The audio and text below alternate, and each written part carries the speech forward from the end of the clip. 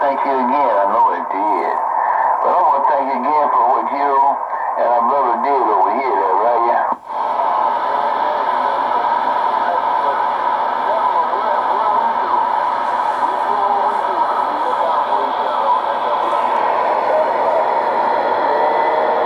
Mark II customers recapped and redone.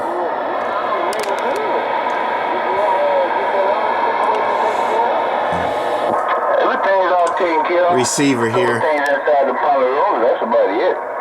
Other than that, everything's beautiful. Tell my head when I get ready. But I don't even mess with it there, right? Yeah. I've been listening for a while. And not too much chatter on the band, so I was trying to catch them. So you can hear the receive.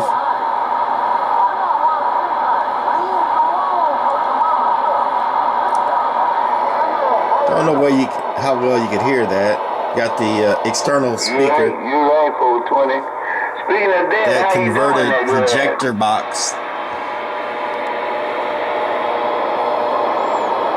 On this one, the speaker switch is on the front, so I can actually take it off of that external into the internal and listen to the difference.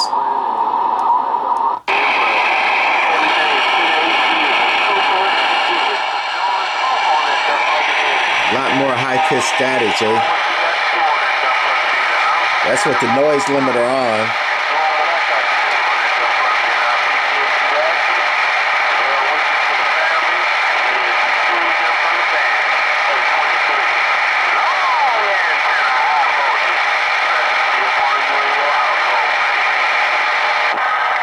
Thank you too, my brother. You enjoy your day and be blessed and prosperous. May the Lord watch over you and your family throughout the night. Because God loves you, and so do I. Much easier listening on the homemade projector speaker. One thing that I did not know, that I just had to look up in the manual today because I didn't know it, what Businessman or BB does on this receiver here. Manual in the menu in the middle, MAN, is basically the manual tune here on the dial. Okay. Fixed on this model, some newer ones or later ones had a fixed crystal, but on this one there's a variable cap here on the side, and there's a hold if I had the other cover on it. And that variable cap can be tuned into one channel, any channel you want. And once you lock that cap into the channel you want, anytime you go to fix, it will automatically go to the channel you locked in. So it's like a one non-crystal fixed channel that's not variable. So if you stood by on, let's say 19 or Super Bowl, whatever, you could adjust that dial to that channel, let's say 19.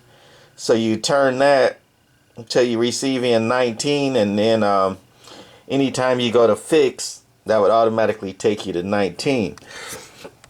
So I didn't know what BB did. I know it stands for businessman, but I'm like, what's that do? Especially I went down the manual dial, and it doesn't have, well, toward the end it got some BB22B, if you can see that. See if I can zoom in a little bit. There we go, BB23A, 23B. So I'm like, well, how does the businessman switch take you to that?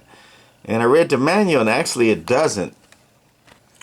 The businessman, even though it's not marked on the dial here, which is interesting to me, it takes you to basically uppers, channel 39 to 57, if I remember right, in the book. But it's in the book. When you go to businessman, it uses a different oscillator crystal, you know, for the manual. So you're still using the manual, but you're using a higher frequency crystal, kind of like the way a Browning Mark III does, you know, to get the regular band and then the higher frequency band. But on this one, if you set it for factory, you know, with the factory crystal, it was channels 39 through 57, if I remember right, which is kind of interesting. So it's basically skipping, you know, 24 to 39. But anyway, I guess it was what it was back in the day, what was legal and what was not. So here's the transmitter, AM only, the S23, you know, Mark 1, Mark 2, and Mark 3 AM only transmitter were basically the same, you know, but very few electrical changes. But they, you know, changed the covers and the knobs and all to interface to match the radio of the time. But like I said, electrically, very little difference. 23 channel crystal control. And here's the inside of that. So anyway, I had a person ask me what the spot switch does the other day. I know I've already did a video on it, but since I changed the dial on this one already, I might as well spot it if I got enough hands. So I'm going to try holding the camera in this hand. It's not going to work too well. Hope you don't get dizzy. I'm going to hold in the spot switch over here. Turn my volume up.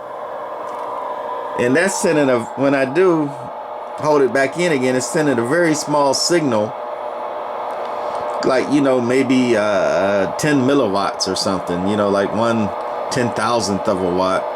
So it doesn't overload it, but it's sending it, you know, to the receiver, so the receiver can pick up the exact channel or spot that the transmitter is on, so you can match the receiver to what the transmitter's on. So I'm holding in the spot switch. Let me see if I can sit the camera down. I probably won't get a good angle, so. Nope. I'm just going to set the camera down and turn the variable.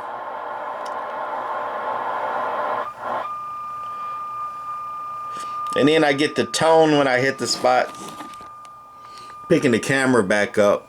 And then you know, see the meter movement there is peaked out. And you know, if the dial is accurate, that's channel 12.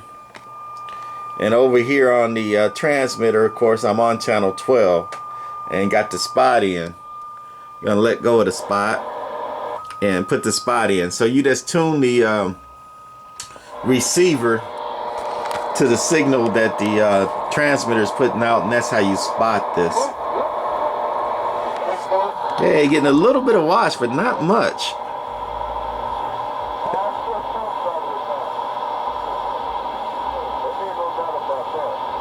Alright, gonna go back to 12 and finish this demo right quick. Turn the volume down and just key down. I like this receiver a lot. It's got the Collins mechanical filter. The early, the later Mark 1s and the early Mark 2s, I believe, had it. And this is the early version of the Mark 2.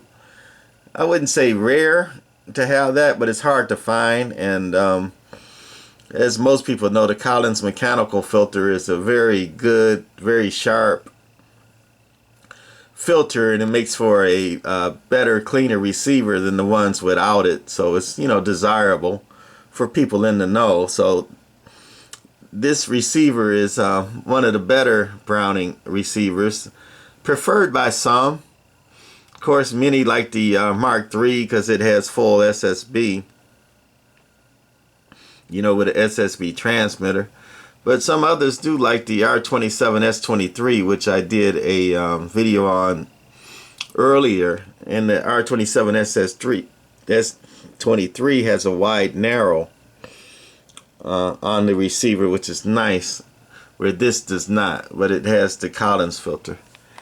Anyway, hopefully if we still all tuned up, we're gonna need the volume up to get the ping to work, of course.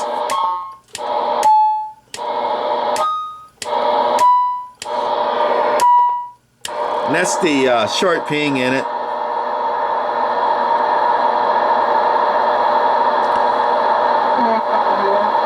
The ping cap is actually in the receiver, and that's that external deep speaker. So we're going to put it on internal.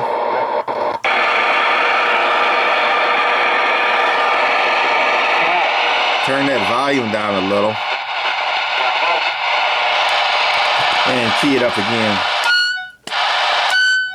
And with that higher pitch speaker, you could get that higher pitch, more normal sounding ping.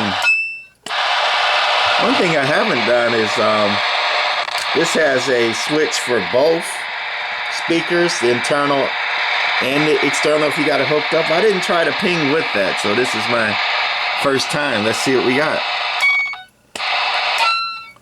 Actually, I like that. Sounds a little bit richer with both the high and the low. Turn it up a little bit.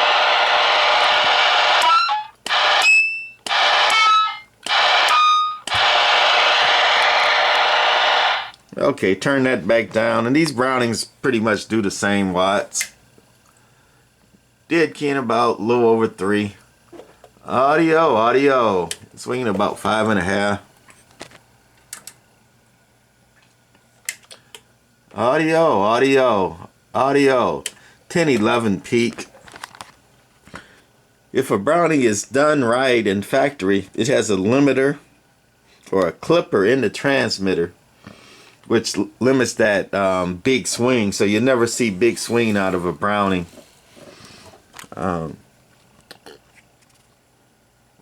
Anyway, that's going to be it for this one. I haven't wiped it down much.